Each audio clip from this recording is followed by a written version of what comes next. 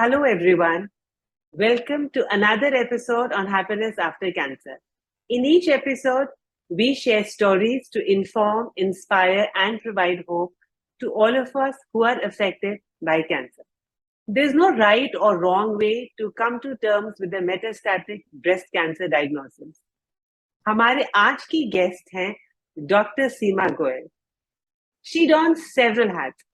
She's a practicing dentist, an ardent advocate of women empowerment and breast cancer. But above all, she's a very good person. A very warm welcome to you, Dr. Seema. Thank you for agreeing to share your story with us. Namaste. Thank you for this opportunity, Nidhi. You are doing a wonderful job. मैं कि आप इतना awareness का काम कर रही हैं. अच्छा डॉक्टर सीमा बताइए कि आप कब आपको पता चला कि देयर इज समथिंग रॉन्ग और आप डॉक्टर पे कैसे गए? How old were you when you were diagnosed? I was just less than 50 and मुझे लम्स तो फील हो ही रहे थे, बट मैं कुछ एक्स्ट्रा ऑप्टिमिस्टिक थी. मुझे लगता था कि मुझे नहीं है कैंसर, और प्लस थोड़ी लाइफ की सिचुएशन भी ऐसी चल रही थी.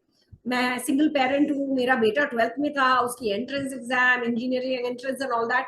तो इस वजह से मैंने उस समय नहीं गई और मैं सेल्फ मैमोग्राफी कराने चली गई एंड ऑल दैट. और ये हुआ है समवेयर जस्ट उसके एडमिशन के बाद. तो पहले से ये हम सब व्यूअर्स देखें कि doctor Seema Goyal who is a dentist भी इसको जब पोस्टपोन कर सकती हैं as women, how it comes to us. You know, इतनी अवेयर लेडी होने के बावजूद भी she put it on a back burner. So one message immediately we get from her is, do not put it on the back burner. Am I right, Dr. Seema? Absolutely. Early diagnosis saves lives. It is very important. But मैं आज भी इस चीज को लेके guilty नहीं feel करती, क्योंकि मेरी लाइफ की सिचुएशंस में मैं डेफिनेटली मेरे बच्चे की प्रायोरिटी हाई रखती हूँ compare to me. Okay doctor Seema, जब आपको पता चला कि है, उसके बाद फिर क्या डायग्नोसिस निकला? सो टेस्ट हुए एंड इवेंचुअली पता लगा कि not just breast cancer, that too stage 4, but also thyroid cancer. मतलब 2 कैंसर तो रखे हैं. तो क्या क्या बताऊंगी. वो दिन जिस दिन मुझे ये पता लगा, that was a very very shocking day. और भगवान से मैंने क्वेश्चन यही करा कि भाई ईश्वर, कितनी क्लास लेनी है मेरी, बहुत हो गया. तो आपका ट्रीटमेंट प्लान क्या था?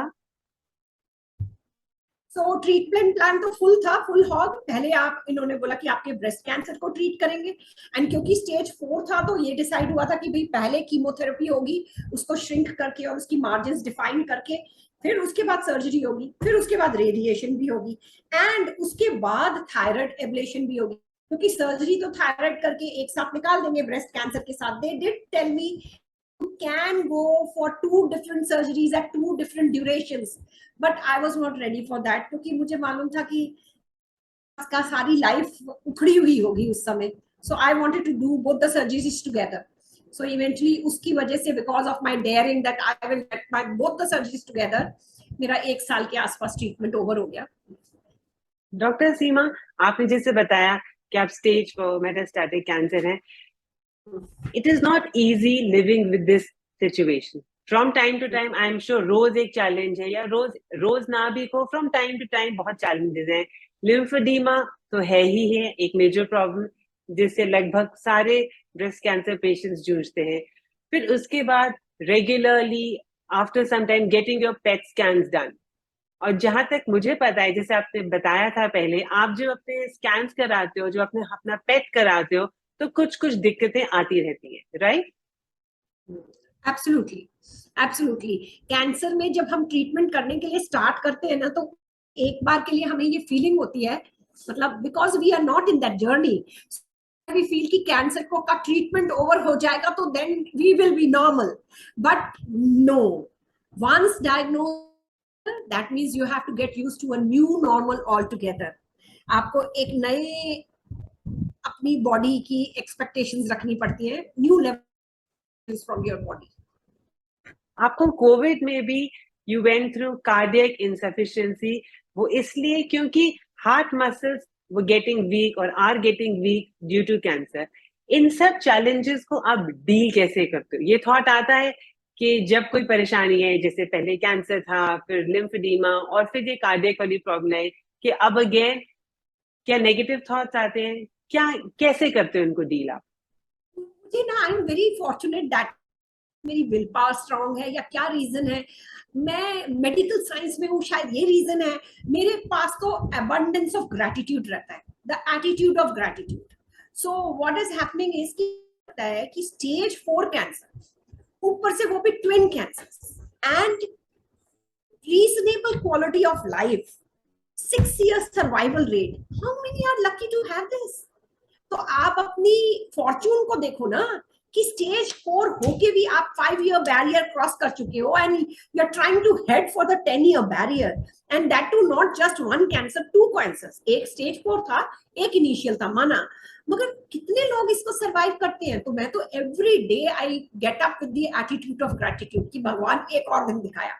जब मैं कुछ काम करती हूँ डेंटिस्ट्री का, आज ही मैंने एक थोड़ी सी डिफिकल्ट सी एक्सट्रैक्शन करी, तो आई फेल्ट सो नाइस कि चलो अभी भी हो रही है मुझसे।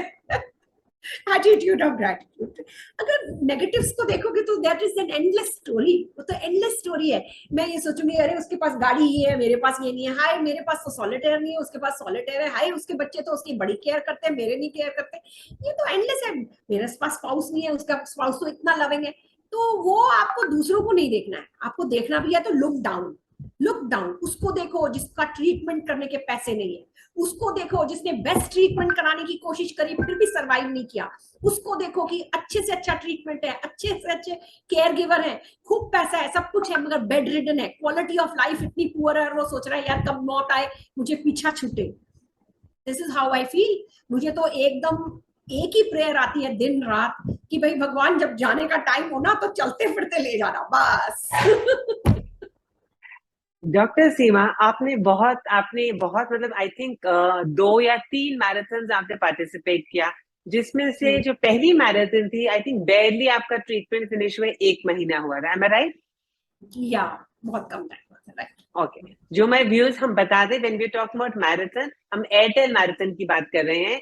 डॉक्टर सीमा ने पहली बार जब एयरटेल मैराथन की थी, बहुत कम टाइम हुआ था और बहुत वीक थी, वो आपने फर्स्ट टाइम क्यों किया? What made you do it?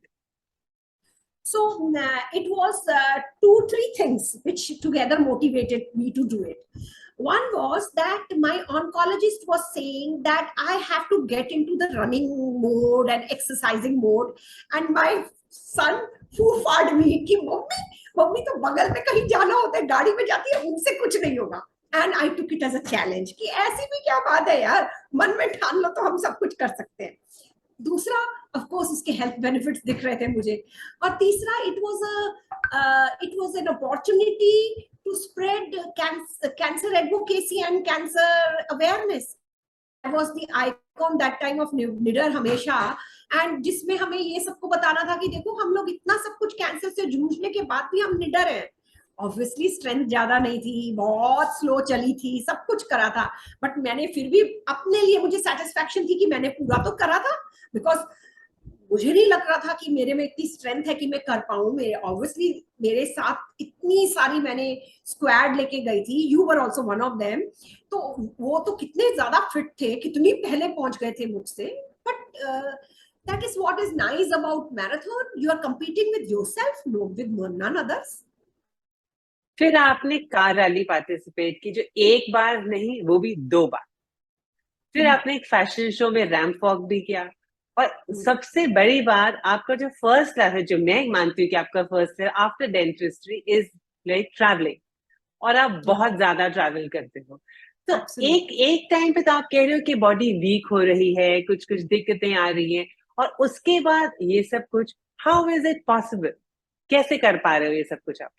तो व्हाट हैपेंस इज निधि कि आफ्टर एनीथिंग कैलामिटी कोई भी आपकी लाइफ में आती है, तो वो आपको ना मेंटली कुछ लेवल पे चेंज करती है। सो जब तक मुझे कैंसर नहीं हुआ था, तब तक मेरी रेस्पॉन्सिबिलिटीज का रीजन समझ लो या whatever, I was a very very aggressive dental surgeon, मतलब aggressive in to the sense की एग्रेसिव प्रैक्टिशनर। मैं बहुत ही मैसिव डेंटल प्रैक्टिस चलाती थी, और जब कैंसर का पंगा पड़ा, और ऐसा बीच बीच में उसके ट्रीटमेंट के टाइम भी वंस और ट्वाइस ऐसा लगा कि गए और गए। तो मन में ये लगने लगा कि सीमा तूने इस लाइफ में क्या खोया, का क्या पाया। तो क्या खोया, कहा क्या पाया कि सोच ने, उन दिनों की उस सोच ने मुझे बोला कि अब डेंटिस्ट्री में सीमा तुमने जो हासिल करना था कर लिया, money does not drive me any more. अब मुझे लगता है ना फेम मुझे ड्राइव करती है, अब मुझे लगता है पर्पस, कि मैं इस जिंदगी में वो कर जाऊं जो मैंने नहीं करा है। तो जो मैंने 3 टाइम्स कार रैली करी, वो भी ऑब्वियसली कंपिटिटिव स्पिरिट से नहीं करी। It was a women's car rally, reason very close to my heart. Women empowerment में मैं बहुत वर्क करती हूँ।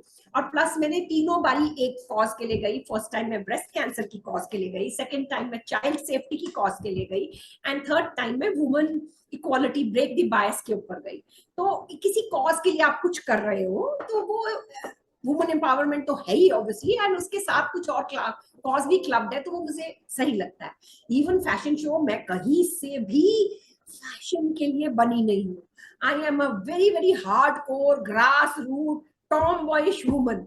और उसके बाद रैम्प वॉक जब करनी थी तो मुझे तो जिटर्स हो रहे थे कि मैं कर भी पाऊंगी कि नहीं कर पाऊंगी, बट आई वाज टोल्ड कि नहीं मैम आप कर पाओगी, you are. And obviously it was again for break the stigma कि we should talk about our cancer। इसको अंडर द रैप्स मत रखो, उसको ओपनली बताओ। कोई दूसरा सोचता है हमें देखकर कि हम तो नॉर्मल घूमते हैं तो हम नॉर्मल हैं, है नहीं। सो किसी और कैंसर विक्टिम को ये फील ना होने दो कि भाई मेरे को ही ये प्रॉब्लम हो रही है। उनको एनकरेज करो कि इन सब प्रॉब्लम्स के बावजूद भी एक अच्छी लाइफ जी जा सकती है, जो कि आपके लिए भी अच्छी है और सोसाइटी के लिए भी अच्छी है। डॉक्टर सीमा, एक बात बताइए, जब आप ये सब कुछ करती हैं, आई एग्री, ये सब thoughts are closer to your heart, आप वुमेन एडवोकेसी करती हैं, do you think in the long run in some way all this is improving your quality of life? देखिए क्या होता है कि जो आदमी मन से करता है वो ऑब्वियसली खुशी देता है। एक there is a Japanese concept of ikigai, अब बहुत पॉपुलर हो गया इंडिया में भी, कि अगर हम कोई चीज की पर्पस एंड आपकी हॉबीज ये सब चीजों को टाई कर देते हैं, तो that is something which gives you a huge boost of dose मतलब dopamine, oxytocin, serotonin and endorphin, ये चारों चीजें दे देता है अगर सारी चीजें क्लब्ड होती हैं तो। So obviously it gives me a lot of happiness, it gives me a lot of happiness, any of these exercises which I do। ये तो हो गया, आप आज का अपना डे टू डे जिंदगी ग्रेटिट्यूड से जी रही हैं, which is very good. What is your take on the future? कभी सोच आता है, कभी कोई ख्याल आता है इसके बारे में, तो क्या सोचते हो आप? I like to live day to day। Long term सोच के कोई फायदा नहीं है, बिकॉज ज्यादा लंबा सोचेंगे तो that may give you fear, right. Because obviously cancer हो या ना हो, मरना तो हर एक ने है, ऐसा तो है नहीं किसी ने नहीं मरना है। एंड ऑब्वियसली कोई जिंदा है मर जाऊंगा, मैं मर जाऊंगा, तो वो तो नेगेटिव थॉट है ही। सेम वे में कैंसर पेशेंट भी अगर ये सोचे कि हाय मेरे तो रेकरेंस हो जाएगी या मैं तो मर जाऊंगा, तो ऑटोमेटिकली वो नेगेटिव थॉट्स देंगे। तो मैं तो डे टू डे लाइफ जीती हूँ, एवरी डे फुल ऑन। ऐसे क्या बोलते हैं, एक गाना है बड़ा पॉपुलर सा, मुझे गाना वाना आता नहीं बट मैं रिमाइंड कराती हूँ, हर दिन ऐसे जियो जैसे कि ये दिन आखिरी हो। कि भाई एवरी डे पूरा फुलेस्ट जियो, हैप्पीनेस से जियो, करना चाहते हो वो करो। Luckily I am in a stage where I am not having कि ये मुझे करना ही पड़ेगा।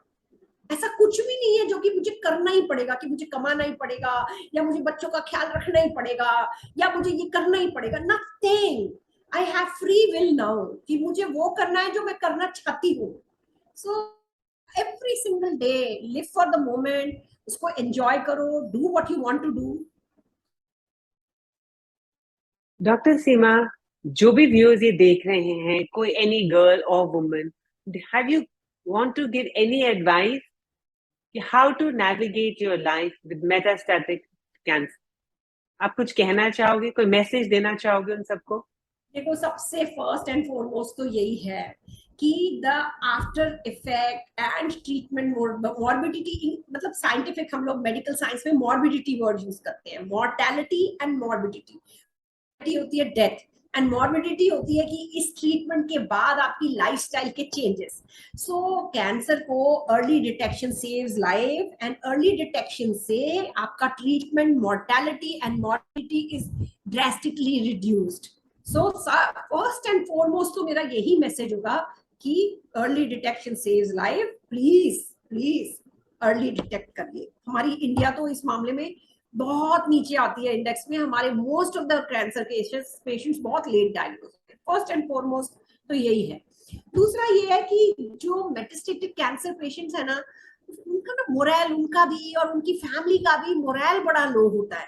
तो इन लोगों का एक अपना पेपी सा सपोर्ट ग्रुप है जिसमें कि बाकी लोगों की पॉजिटिविटी उनमें भी जाए।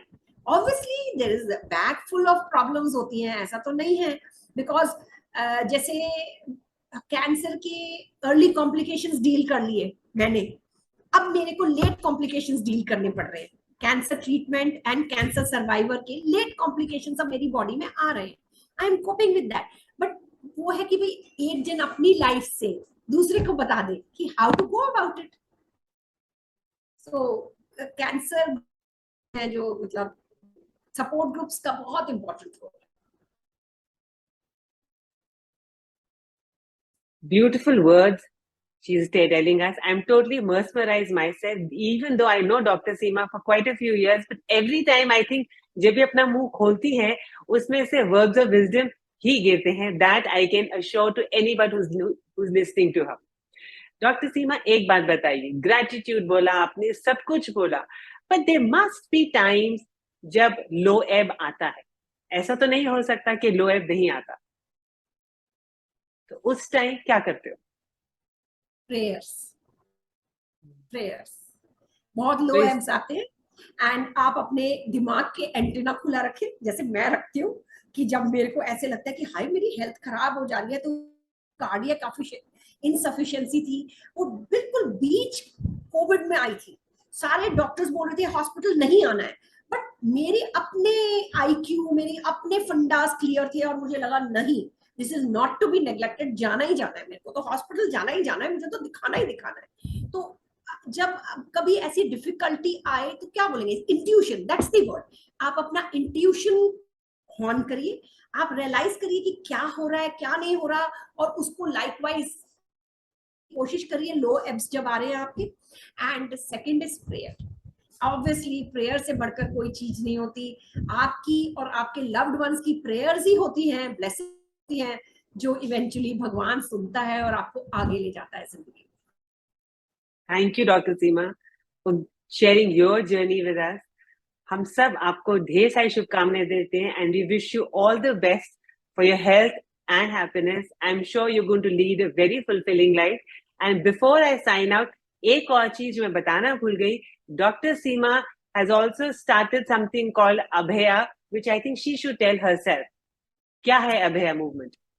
So we, वही बात की कैंसर एडवोकेसी. सो अब डेंटिस्ट्री इज एन एस्पेक्ट जिसमें मैं बहुत सालों से इन्वॉल्व हूँ. मतलब I think it was in 84 when I joined dental college. So आप सोचो कितना साल हो गए डेंटिस्ट्री में.